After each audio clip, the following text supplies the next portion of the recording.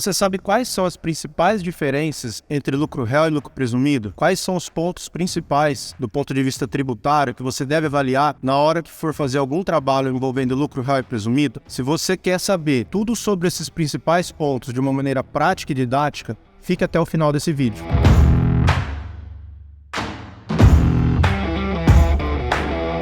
Olá pessoal, meu nome é Elcio Guiotto e há mais de 21 anos eu atuo em consultoria tributária. Então nesse vídeo eu vou mostrar para vocês quais são os principais pontos de observação quando você compara as empresas do lucro real e lucro presumido. O primeiro ponto de atenção é que a grande parte de empresas que faturam mais que 78 milhões estão obrigadas ao lucro real. Por que eu falo que grande parte das empresas? Porque aqui nós temos uma particularidade. Poucas pessoas sabem, mas as empresas optantes pelo refis de 2000, isso mesmo, lá no ano de 2000, o governo trouxe um parcelamento que foi o primeiro refis. As pessoas jurídicas que optaram pelo refis, ou seja, que tem esse refis vigente até hoje, mesmo que elas faturem mais do que 78 milhões ou tem algum outro tipo de obrigatoriedade do lucro real, essas empresas podem optar pelo lucro presumido.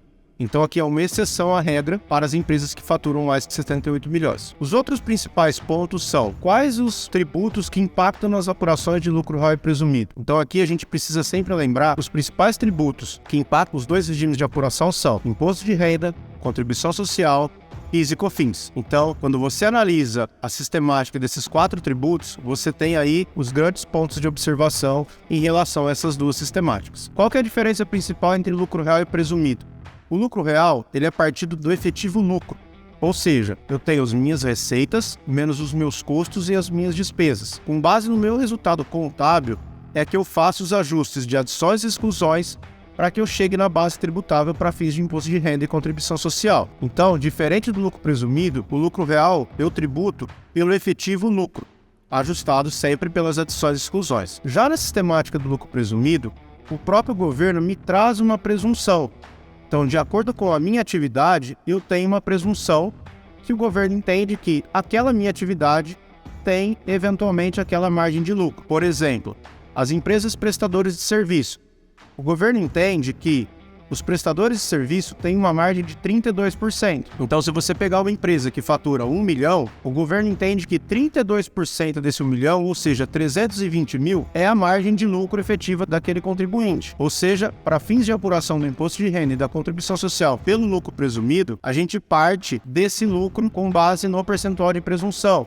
Então eu não tenho, em que pese eu ser obrigado a ter a contabilidade, eu não tenho a apuração do imposto de renda com base no lucro efetivo. Então eu tenho um lucro presumido. Da mesma forma, as empresas de comércio, eu tenho um lucro presumido de 8% para o imposto de renda e 12% para a contribuição social. Então nessa situação, diferente do lucro real, na sistemática do lucro presumido, eu parto por uma base presumida com base nos percentuais que a própria legislação nos traz. Quando a gente vai para a parte dos cálculos efetivos dos impostos, aí a regra é a mesma. A única diferença que nós temos é o adicional. Por um imposto de renda apurado na sistemática do lucro real, se eu for lucro real estimativa mensal, eu tenho que deduzir 20 mil por mês da base efetiva, ou seja, eu cheguei no lucro contábil de 1 milhão, não tenho nenhuma adição, não tenho nenhuma exclusão, a minha base é 1 milhão. Para eu calcular o imposto de renda, eu aplico o percentual de 15%, e quando eu vou apurar o adicional, o que eu faço? Eu tiro 20 mil por mês, né? Então, se eu estiver fazendo uma operação de 3 meses, janeiro, fevereiro e março,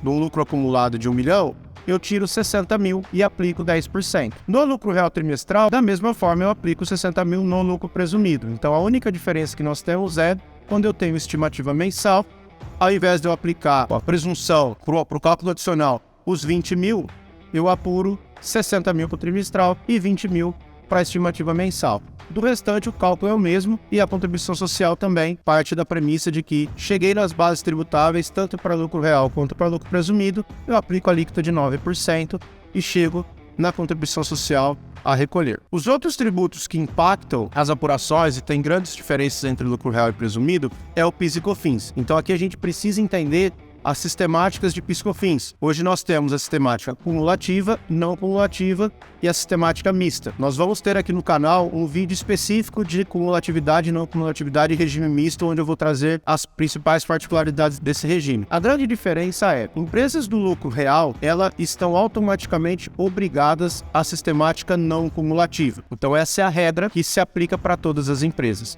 As empresas do lucro presumido, elas estão sujeitas à sistemática cumulativa. E qual que é a grande diferença entre as duas sistemáticas? A sistemática não cumulativa, eu tenho alíquotas maiores, ou seja, para fins de apuração do PIS, eu tenho uma alíquota de 1,65%, para COFINS 7,6%. Porém, eu tenho apropriações de créditos das entradas. Então, aqui a gente tem várias discussões sobre o que gera ou não direito a crédito. Em contrapartida, no lucro presumido, eu tenho alíquotas menores, ou seja, 0,65% de PIS e 3% de COFINS, mas eu não tenho apropriação nenhuma de crédito. Então, eu tenho as grandes diferenças. Eu tenho alíquotas majoradas, alíquotas maiores com apropriação de crédito, no presumido, alíquotas menores sem apropriação de crédito. E o que é o regime misto? O regime misto é quando eu sou o lucro real e dentro da minha atividade eu tenho alguma receita sujeita à cumulatividade. Ou seja, dentro das leis 10.637, 10.833, que são as leis mães aí das apurações do PIS e COFINS, eu tenho ali no artigo 8º da 10.637, no artigo 10º da 10.833, algumas atividades, alguns tipos de receita que permaneceram, mesmo com a não cumulatividade, eles permaneceram na sistemática cumulativa. Então, por exemplo, transportes de passageiros, empresas de táxi aéreo, receitas do sistema educacional. Então, algumas receitas permaneceram sujeitas à cumulatividade. Então, por mais que eu seja uma empresa lucro real, por exemplo, empresas de calcário e brita, eu tenho calcário não cumulativo por eu ser lucro real, vendido a alíquota zero, e eu tenho a brita cumulativo. Então, dentro dessa sistemática, eu tenho ali uma apuração mista. Então, com base nessa apuração mista, eu tenho também particularidades em relação à apropriação de crédito. E o último ponto que a gente tem de grande diferença entre lucro real e presumido, do ponto de vista tributário, é a questão das receitas financeiras. Então, nós tivemos aí um longo período de alíquota zero para as receitas financeiras dentro da sistemática não cumulativa, e agora nós temos, se não me falha a memória, desde 2015, o retorno da tributação do PIS/COFINS sobre a receita financeira na sistemática não cumulativa. Então nós temos sobre as receitas financeiras 0,65% de PIS e 4% de COFINS. Em contrapartida, na sistemática do lucro presumido, eu não tributo as receitas financeiras. Então, pessoal, essas são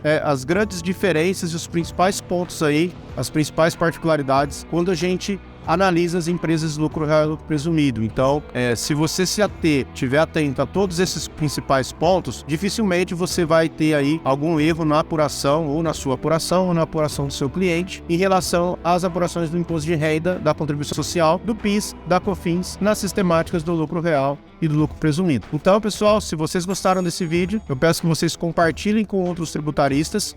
Aproveita para curtir e compartilhar esse vídeo e se inscrever no canal. Espero que vocês tenham gostado, tenha sido útil, e nós nos vemos no próximo vídeo. Um grande abraço.